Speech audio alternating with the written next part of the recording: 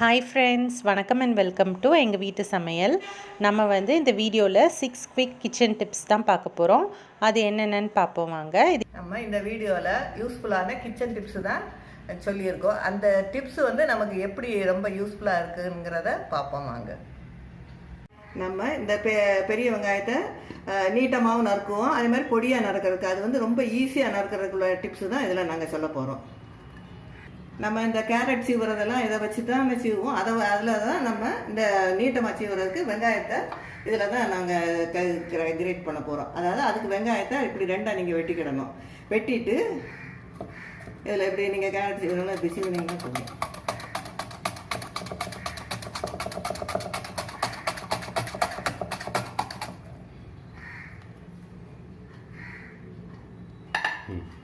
இப்போ நம்ம பொடியாக நறுக்கிறது, ரொம்ப தின் இதாக்குற பொடியாக நறுக்கிறது எப்படின்னு பார்க்க போகிறோம். அதுக்கு இந்த மாதிரி வெஜிடபிள் ஷாப்பர் விற்கும் உங்களுக்கு.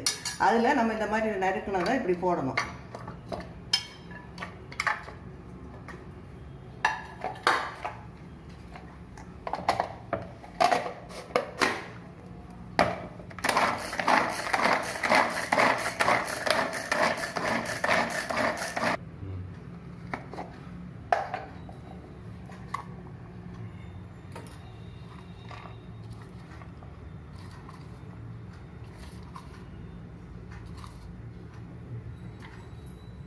இப்போ பால் பொங்க ஆரம்பிக்குது. இந்த டயத்தில் நம்ம இந்த இதை இப்படி மேலே வச்சிட்டோம்னா அது பொங்கி வழியாது.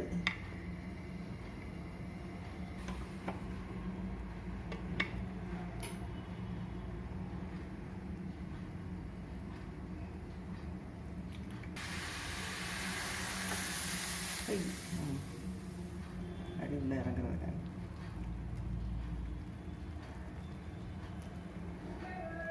இப்போ கொதிச்சுட்டே இருக்கு. காமிப்போம், வச்சிருங்க.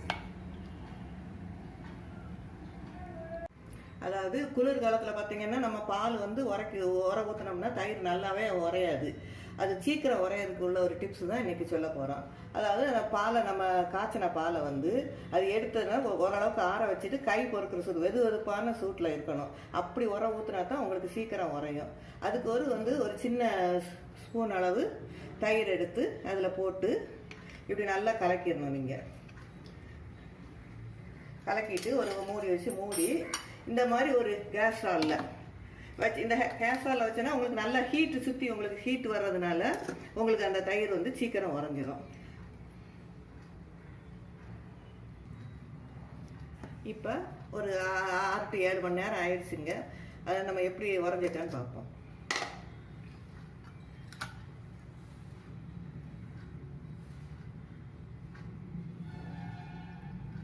அது நல்லா கட்டியாக நல்லா உங்களுக்கு தயிர் வைப்பாங்க.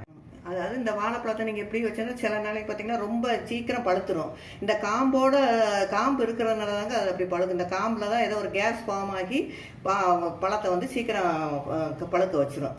அதுக்கு இந்த மாதிரி இந்த கிளிங் ரேப்னு விற்கும், அந்த மாதிரி பிளாஸ்டிக். அதை நீங்கள் இந்த காம்பை சுற்றி நல்லா டைட்டாக அப்படி மூடி இப்படி வச்சுட்டிங்கன்னா அந்த கேஸ் ரிலீஸ் ஆகாமல் இது பழுக்காமல் உங்களுக்கு கொஞ்ச நாள் ஜாஸ்தி வரும். நம்ம இந்த முட்டை யூஸ் பண்ணுற முட்டை நல்ல முட்டையா அல்லது கெட்டுப்போன முட்டையான்னு பார்க்கறதுக்குள்ள ஒரு டிப்ஸ் தான் இன்றைக்கி சொல்ல போகிறோம்.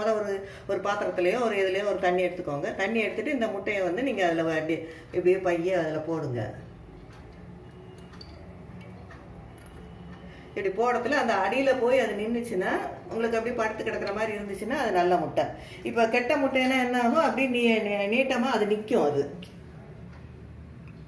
தரையில் இருக்காது. அப்படின்னா அதை நம்ம யூஸ் பண்ணக்கூடாது. இதை அப்புறம் அப்படி இப்போ நம்ம தோசை வச்சுட்டு சூடாக்குவோம். சூடாக்கிட்டு அந்த இதுக்கு எண்ணெயோ தண்ணியோ தடவிட்டு இந்த மாதிரி ஒரு இதை வச்சு தான் நம்ம ரப் பண்ணுவோம். இது நீங்கள் அடிக்கடி யூஸ் பண்ண அது ஒரு எண்ணெய் சிக்குவாடை அடிச்சுட்டு நம்ம பழையபடி யூஸ் பண்ணணும்னா பழையபடி கெட்டி அந்த மாதிரி தான் யூஸ் பண்ண வேண்டியது. அதுக்கு பதிலாக நீங்கள் இந்த மாதிரி டிஷ்யூ பேப்பர் விற்கும். இந்த டிஷ்யூ பேப்பர் விலையும் கம்மியாக இருக்கும், நிறையா இருக்கும். நம்ம ஒவ்வொரு தடையும் அதை யூஸ் பண்ணிவிட்டு நம்ம த்ரோ பண்ணிடலாம். அது எப்படின்னு இதை சொல்கிறோம்.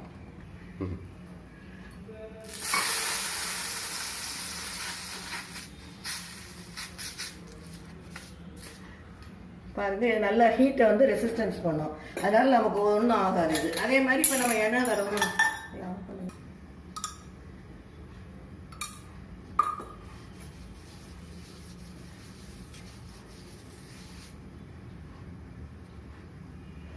இந்த வீடியோ வந்து உங்களுக்கு ரொம்ப யூஸ்ஃபுல்லாக இருக்கும் அப்படின்னு நம்புகிறோம்.